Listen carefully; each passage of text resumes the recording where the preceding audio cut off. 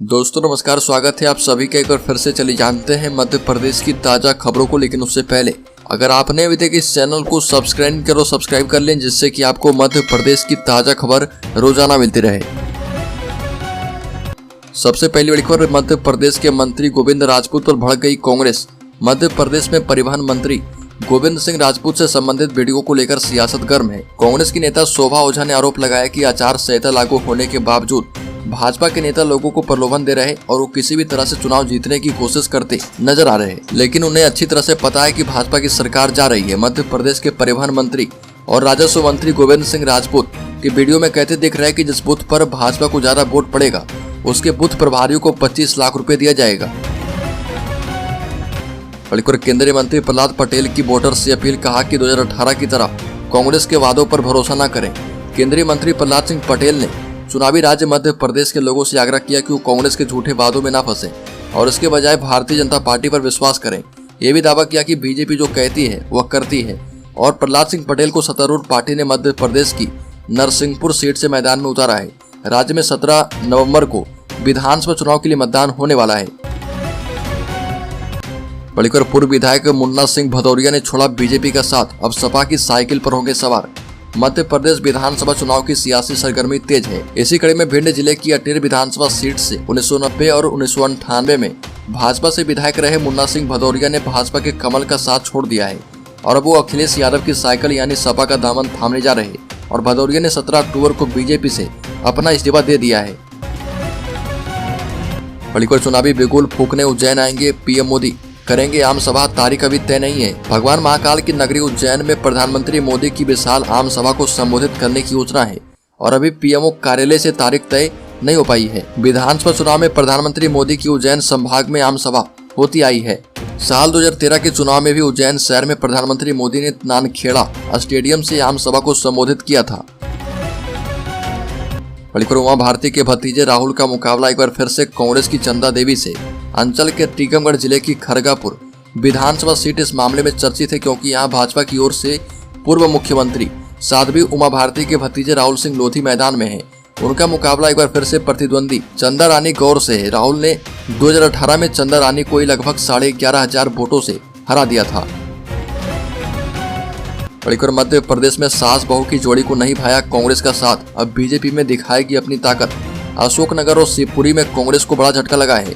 कांग्रेस से टिकट की मांग कर रही आशा दोहरे और उनकी सास अनीता जैन, देवर विकास जैन सहित शिवपुरी के कांग्रेस प्रदेश महासचिव राकेश जैन अमोल ने कांग्रेस पार्टी छोड़ दी है। पार्टी छोड़ने के बाद अनीता जैन और आशा दोहरे ने कमलनाथ और दिग्विजय सिंह पर पार्टी के कर्मठ कार्यकर्ताओं की अनदेखी सहित कई आरोप लगाए और बता दें कि 2020 में आशा दोहरे कांग्रेस के टिकट पर अशोकनगर में बीजेपी के जजपाल सिंह जज्जी के खिलाफ उपचुनाव लड़ी थी। चुनाव से पहले बीजेपी और कांग्रेस जैसे अहम दल जनता के बीच जाकर अपनी पूरी ताकत झोंक रहे और कमलनाथ ने जिले के गोपालगंज में कांग्रेस प्रत्याशी आनंद पंजवानी के समर्थन में आयोजित सभा को संबोधित करते हुए कहा कि भविष्य आपके हाथ में है। चुनाव तो आते हैं, पंचायत चुनाव आता है, नगर निकाय चुनाव आता है, जिला पंचायत का चुनाव आता है। चुनाव के अलग अलग मायने होते हैं और 17 नवंबर को जो चुनाव है वह केवल एक उम्मीदवार का नहीं बल्कि एक पार्टी का नहीं, ये मध्य प्रदेश के भविष्य का चुनाव है। मंडला के पूर्व विधायक ने केंद्रीय मंत्री पर आरोप लगाकर दे दिया इस्तीफा। मंडला में टिकट वितरण से नाराज बीजेपी नेता ने पार्टी की प्राथमिक सदस्यता से इस्तीफा दे दिया है, साथ ही निर्दलीय नामांकन भी भरा है। बता दें कि मंडला विधानसभा से पार्टी ने पूर्व राज्यसभा सांसद को प्रत्याशी घोषित कर दिया है। मंडला विधानसभा से प्रत्याशी घोषणा की जानकारी जैसे ही पूर्व विधायक शिवराज शाह को लगी, जैसे ही शाह ने मंडला प्रत्याशी संपतिया उइके का विरोध शुरू कर दिया। वरिष्ठ नेताओं के सामने अपनी नाराजगी व्यक्त की, लेकिन किसी ने शिवराज शाह की बात नहीं सुनी। इसके बाद उन्होंने इस्तीफा दे दिया। राजगढ़ में भाजपा ने 5 सीट पर उतार दिए हैं पूर्व विधायक, नए चेहरे से किया परहेज। भारतीय जनता पार्टी ने अपनी 5वीं सूची जारी करते हुए 92 प्रत्याशियों की घोषणा की है, जिसमें राजगढ़ जिले की शेष 4 विधानसभा सीटों पर पूर्व विधायकों को प्रत्याशी बना दिया है।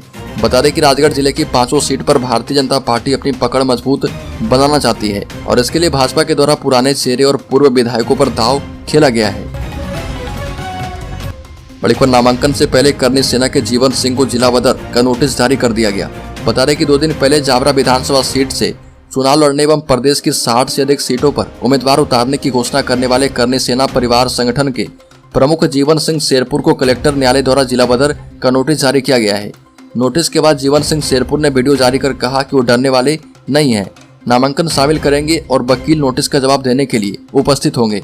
जीवन सिंह शेरपुर ने कहा कि नोटिस में 9 आपराधिक प्रकरणों का हवाला दिया गया है और 6 प्रकरणों में वो दोषमुक्त हो चुके हैं।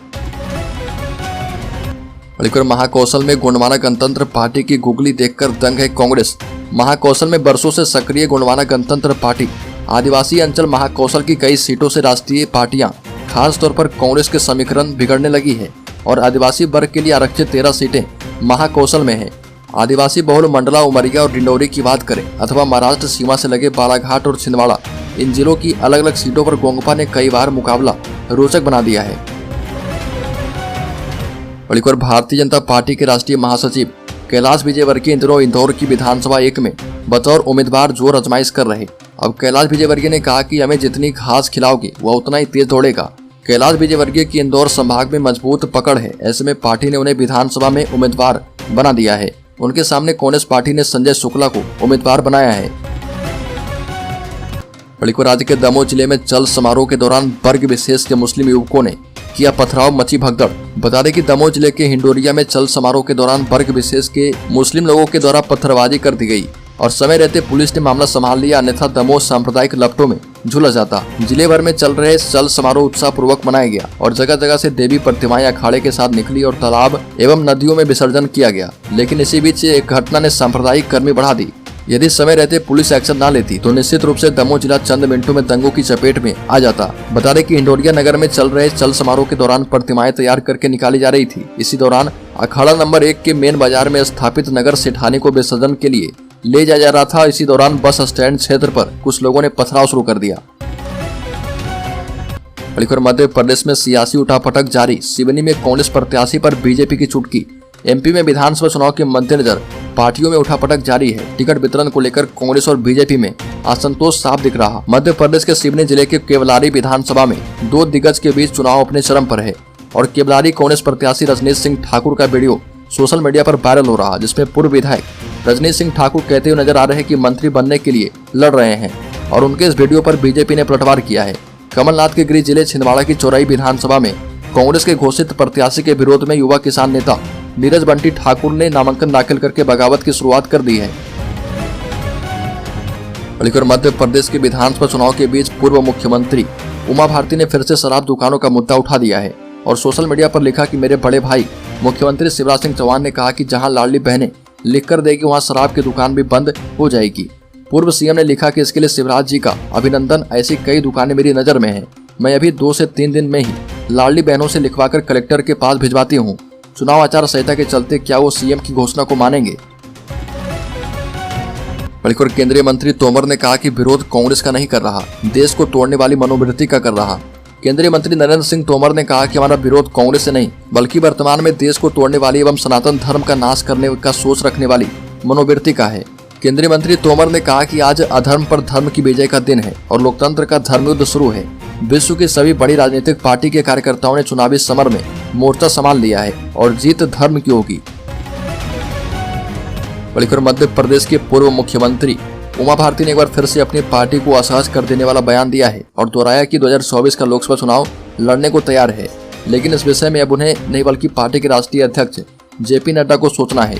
इसी के साथ भारतीय जनता पार्टी के दिग्गज नेता उमा भारती ने कार्तिक मास में पूरे महीने हिमालय जाने की अटकलों को भी झूठा बता दिया है। उमा भारती ने कहा कि कई बार खबर को छोटा करने के चक्कर में मेरी पूरी बात नहीं आ पाती है। मध्य प्रदेश चुनाव के लिए जदयू पार्टी ने जारी कर दी 5 उम्मीदवारों की लिस्ट। मध्य प्रदेश विधानसभा चुनाव में जदयू की एंट्री भी हो गई है और मध्य प्रदेश में विधानसभा चुनाव के लिए 5 उम्मीदवारों की सूची जारी कर दी है।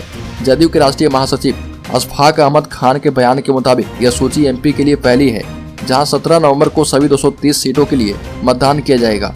5 उम्मीदवार चंद्रपाल यादव को पिछोर से, रामकुंवर राय कवार को राजनगर से, शिव नारायण सोनी को विजय राघवगढ़ से, तोल सिंह भोरिया को थांदला जबकि रामेश्वर सिंगला को पेटलाबाद से टिकट दिया गया है। राजनीति में भी अल्पसंख्यक हो गए मुस्लिम। भाजपा ने एक भी मुस्लिम को टिकट नहीं दिया। कांग्रेस ने सिर्फ 2, समाजवादी पार्टी ने 3 और बसपा ने 4 टिकट दिए। मध्य प्रदेश की आबादी में अल्पसंख्यकों की हिस्सेदारी लगभग 9% है, लेकिन विधानसभा चुनाव में राजनीतिक हिस्सेदारी करीब 4% है। अल्पसंख्यकों में सबसे बड़ी संख्या करीब 6% मुस्लिमों की है, लेकिन राजनीतिक हिस्सेदारी में सबसे पिछड़े यही है। कांग्रेस ने जहां 2 सीटें, बसपा ने 4 सीटें, सपा ने 3 और आम आदमी पार्टी ने 2 टिकट मुस्लिम वर्ग को दिए हैं और भाजपा ने एक भी मुस्लिम को इस बार टिकट नहीं दिया है। भाजपा ने 2013 और 2018 में भी एक मुस्लिम को टिकट दिया था।